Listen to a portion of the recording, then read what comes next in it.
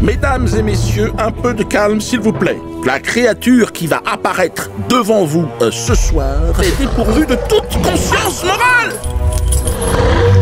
Sa gestuelle suinte la haine, glace le sang.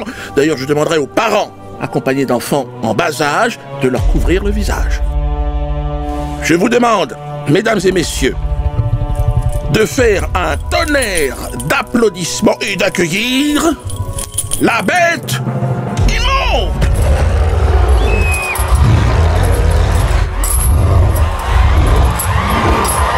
Messieurs, dames, la haine pour vous servir. N'ayez pas peur. Mais si, ayez peur, vous êtes malade ou quoi? Je suis en train de te braquer avec un FAMAS. Vous êtes possédés ou quoi, les mecs? Tu peux me regarder, Jackie.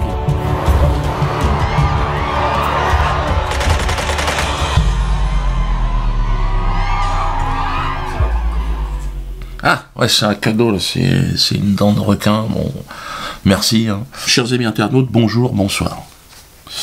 Mes collègues humoristes remontent au créneau pour me cracher à la gueule. C'est devenu maintenant une habitude, mais là, ils ont remis à découvert. TeamSeat qui prétend que je suis un rat dans une boîte de chaussures. Il faut savoir quelles sont les causes. Et le départ, c'est la censure. C'est parce qu'il s'est retrouvé enfermé dans une boîte à chaussures comme un rat, c'est interdit de télé, interdit de radio, qu'on en a fait ça, qu'on en a fait un homme qui veut exister. Bon, il admet que je suis censuré, hein, donc quelque part victime de quelque chose. Mais il prétend que ne pas apparaître dans les médias institutionnels, c'est être dans une boîte de chaussures. Ah, c'est intéressant à observer d'ailleurs, hein, ça. Pour TeamSeat et toute sa clique là, Internet est une boîte à chaussures. Ça n'a aucun sens. Non, c'est le contraire. Hein, il voit pas ce qui se passe en fait. Il refuse de voir le monde tel qu'il est aujourd'hui. Hein. Je te conseillerais, Patrick, d'ouvrir un peu les mirettes, parce que là, à mon avis, t'es à côté de tes pompes. Hein. Toi, t'es dans un tout petit univers, t'as l'impression que c'est là que ça se passe. Non, c'est sur Internet. Hein. Regarde, même Kuckerman, il s'y met sur Internet. Il tombe la veste, puis il essaie de... Je suis fier d'avoir dénoncé ce multirécidiviste, condamné 10 fois, 2 fois 5. C'est pas drôle, ça? 5 et 5 égale 10. Merci, monsieur Kuckerman. Je pensais qu'il allait dire 6 millions. Non, attention, c'est des mathématiques, c'est sérieux. Donc rendez-vous Kuckerman. En plus de ça, Kuckerman, il est très content, mais tu vas être encore content, tu vas être encore mis 3 fois en examen. Hein, bah, si je peux te permettre d'être heureux, hein, je sais que ça te fait plaisir. Donc, pour d'autres sujets, tu vas voir. Allez, à bientôt, Kuckerman. C'est pas drôle, ça? Semoun, donc, a été l'invité, lui, de Marie Drucker. Je sais pas, je connaissais pas, je n'avais jamais vu. Avec, donc, votre argent, c'est sur le service public. Hein. Tout ça, c'est France Télévisions. C'est vous qui payez. Hein. C'est moi, on paye tous. Pour que Marie Drucker et Semoun s'expriment. C'est ça qui est étonnant. Parce qu'on en a rien à foutre de ce qu'ils pensent, mais c'est sur le service public, c'est la voix de l'État. Oh, faut rigoler, putain. Alors donc on paye l'équipe Semoun, Michel Drucker, toute la fine équipe. Là on les paye aussi. On paye pour qu'ils nous racontent, pour qu'ils nous tendent le micro, et puis qu'ils disent c'est bien ou c'est pas bien. Bon, en fait maintenant t'as une clique de personnes à la télé, voilà, c'est eux qui te donnent la parole, et faut mieux leur baiser le cul, sinon tu peux pas. Baise-moi le cul, oui. D'accord, c'est bon, il est bien lui. C'est une sorte de nouvelle aristocratie qui s'est imposée, et nous on est de la merde. Donc quand on les regarde et on écoute la vérité, Marie Drucker, alors qu'est-ce que je dois faire c'est pour ça moi j'ai décidé de sortir de ce truc-là, vous l'avez compris, hein, sortir du show business. C'était pour moi comme un champ de plantation, tu sais, d'esclaves. Donc je suis sorti, je pense qu'il faut qu'on s'émancipe chacun de ce système qui est entièrement sous contrôle d'un groupe de personnes qui nous est parfaitement hostiles. Et vous l'avez vu, l'exemple de cette hostilité, Semoun et Marie Drucker qui disent Dieudonné n'est pas drôle, regardez. Vous étiez vraiment sur la même longueur d'onde, vous parliez, vous dénonciez le racisme en vous faisant passer pour des racistes, etc. À quel moment ça a basculé? C'est-à-dire que vous avez gardé votre ligne et lui, moi, je suis restée noire, vu... lui, il est plus juif, c'est bizarre, hein.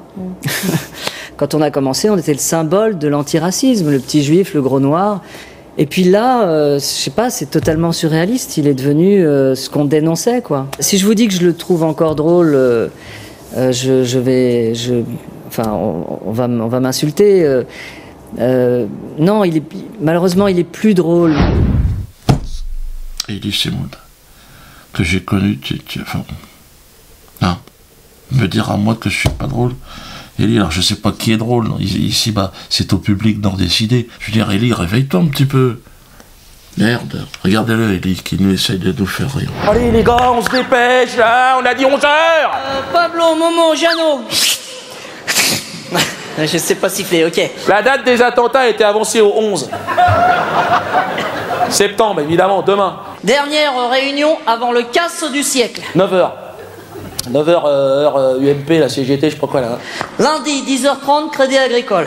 Allez, du rythme, numéro 4, on se réveille ce matin, les gars, là. Moi, je trouve, messieurs, que vu ce qu'on est en train d'organiser, ça rigole beaucoup trop. Qu'est-ce qu'il y a, numéro 6 ? Pourquoi on partirait pas en train ?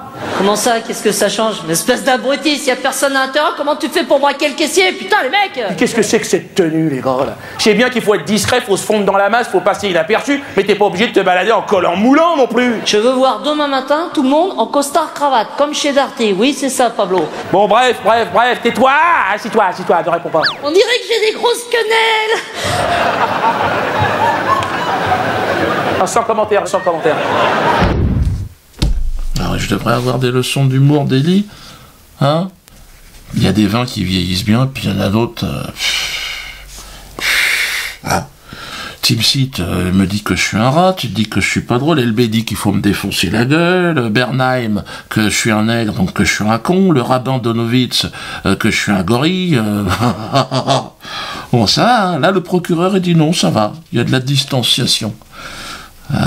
Ouais, c'est comme ça. Il y a une clique de personnes à la télé qui peuvent dire tout ce qu'ils veulent. Comme Benguigui. Vous vous souvenez Benguigui? Parce que faire un bronze, c'est aller aux toilettes. Ah, je savais pas. Je connaissais pas. Vous n'avez jamais été couler un bronze? Non, mais j'ai jamais entendu ça. Couler un bronze, c'est le synonyme de libérer Mandela. Je vais libérer Mandela. Oh non. Quelle horreur.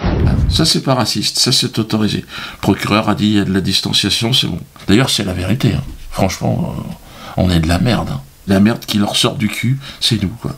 Bon, c'est un certain concept. Hein. Moi, je dis qu'il faut pas les énerver, il faut les laisser tranquilles, puisqu'ils sont complètement possédés. Hein. Il faut qu'on parte. La paix et la non-violence. Cette terre, elle est à tout le monde. On est né sur cette planète, on a le droit d'avoir un endroit où vivre tranquillement. Par contre, on ne peut plus vivre ensemble. Avec toute cette clique de personnes, on peut pas. Ils nous sont trop hostiles, on peut pas vivre avec eux. Donc nous, on va vivre à côté, c'est tout. Eux, ils continuent leur truc, à être les plus drôles du monde, c'est Moon, continue. Puis tu vas faire rire les gens, puis moi je continue. Puis le tout, c'est que toi, on se respecte. Moi, c'est ce que je propose. Bon, si tu veux commencer à me cracher à la gueule, bon. Grâce à Internet, on peut changer le monde. On est là, mais on n'est plus là. Tu vois ce que je veux dire? On a pu à communiquer avec des gens qui sont hostiles. Pourquoi faire? Ils nous imposent tout, en fait, si tu regardes bien. La nourriture, notre éducation, les divertissements, la morale. Ils nous disent ce qui est drôle et ce qui ne l'est pas. Donc qu'ils aillent tous se faire, comme dirait mon directeur de la publication, comme dirait la mère d'ailleurs de mon directeur de la publication, la mère de Germain a dit de toute façon tout finit dans la boîte à chocolat. Bon, c'est une certaine façon, mais à plus de 70 ans, je trouve qu'elle est Madame Geff, faut quand même essayer de se tenir un petit peu aussi. Hein. Il faut qu'on crée notre propre économie. C'est ça que je suis en train de vous dire. Nos propres banques, notre propre assurance. Anan Assurance, on en a 95 000. Donc, dépêchez-vous, on est dans la dernière ligne droite. Vous aurez des explications dès qu'on est à 100 000. Tous ceux qui vous ont envoyé par mail, on vous envoie le plan de vol. Et croyez-moi que c'est le début, en réalité, de notre émancipation. Je sais que vous êtes nombreux à comprendre ce qui se passe. Internet, c'est plus que le Far West à l'époque des Américains, c'est la conquête de l'espace. C'est rien, c'est une terre vierge. On fait ce qu'on veut, en fait. Pas de limite à notre liberté sur Internet. C'est fini. Tu vas où tu veux, tu prends ce que tu veux. Internet est un miracle qui nous est arrivé à nous, l'arrière-garde de la République. Grâce à ça, on va s'émanciper. On va se libérer complètement. Grâce à ce miracle que j'ai survécu, moi. Si j'étais au silence, je serais un rat dans une boîte, comme dirait Tipsit. C'est lui maintenant, le rat, dans la boîte. Vous êtes nombreux d'ailleurs à me suivre dans ce miracle, je vous remercie. Je vous en suis très reconnaissant, car ma soif de liberté dérange, évidemment, nos maîtres, ceux qui sont au pouvoir, ceux qui nous dirigent. Et ils tentent de me neutraliser chaque jour. Moi et mes proches. Hein. Ma femme, par exemple, qui vient de perdre son père, et au lendemain des obsèques, contrôle fiscal sur toute la famille. Non, je rigole, mais bon, c'est mon beau-père, et bon. On s'y attendait, il était malade, mais enfin, le lendemain, quand même, des obsèques. Ça aurait pu attendre au moins 48 heures. Bon, ils sont sans pitié, hein. Comme dirait mon directeur de la publication. Ouais, Roger, Lamouche aussi. Et Roger, ferme-la. Hein. Parce qu'il y a des gens, dans la dernière vidéo, ils ont dit on en a marre, il n'y a plus que Roger Lamouche. Hein, qui casse les oreilles aux gens. Ouais, mais t'es une bouche à merde, faut pas l'oublier. Bon, nous aussi, on est de la merde, mais bon. C'est pour ça que tu me colles, en fait. D'accord. Alors, beaucoup de gens me disent Dieudo, t'as tellement de pression, les contrôles fiscaux, tout ce qui est illégal, toute la pression qu'on te met, qu'est-ce que tu restes en France? Pourquoi tu vas pas à l'étranger? Non, je resterai. Ça, je tiens à vous le dire. Je resterai jusqu'à l'emprisonnement. Ils seront obligés de m'emprisonner bientôt. Pour une blague que je vais faire. Que je réserve un petit peu là. Être emprisonné pour un sketch en France, je veux voir ce que ça donne. Donc, à mon avis, ils vont me le faire. Hein. Peut-être cette année ou l'année prochaine. Mais je les emmerde. Je leur pisse dessus. Hein. Ça, je tiens à vous le dire. Ah, c'est plus fort que moi. J'arrive pas. Merci à Yannick Noah. Merci.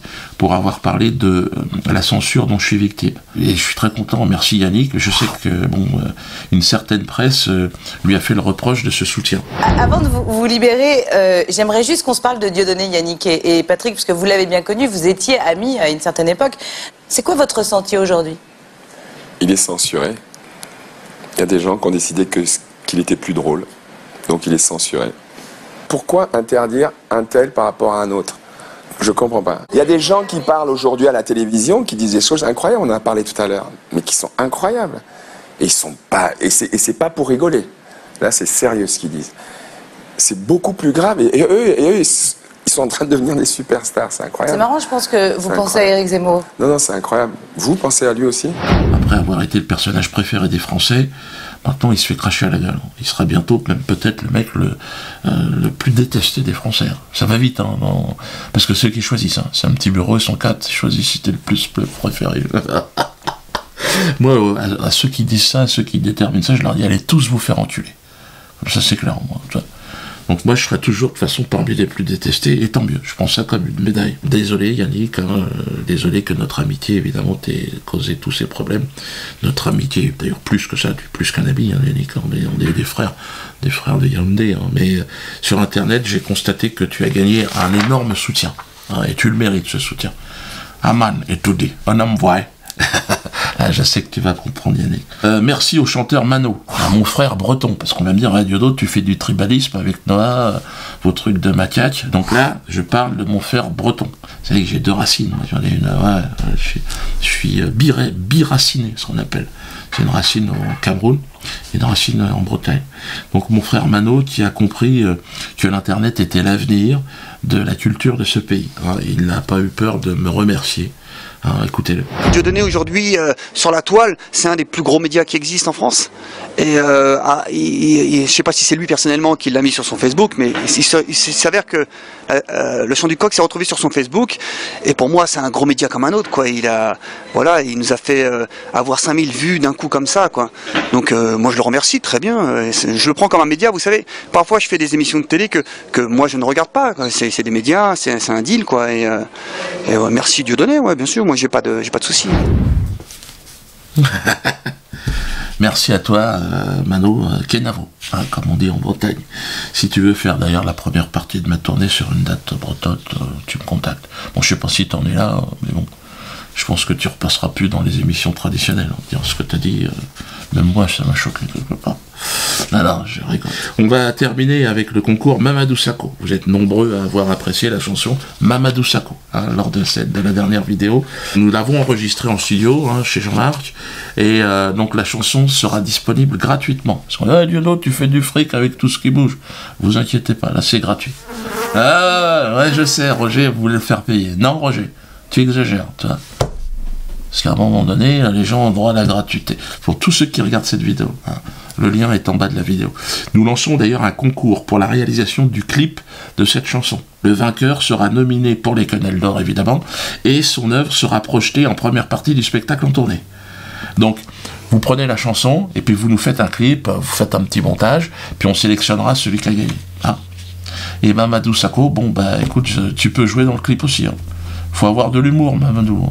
De toute façon, à partir du moment où tu te chies dessus, bon, je dirais que tu as repoussé un petit peu les limites de la dignité humaine. Hein. Tu veux glisser des quenelles en toute sécurité? N'oublie pas les couches Mamadou Sakho. Mamadou Sakho, maladie de la jeunesse. On On est fiers de toi, mais tu fais caca. Oh, Mamadou Sakho, tu n'étais pas préparé. Le froc est tombé, je me suis fait piéger. Tu étais si grand, si fort, exemple pour la jeunesse. Tu as marqué ces 2 buts pour sélectionner la France. Tu incarnais l'espoir, mais tu n'as pas résisté.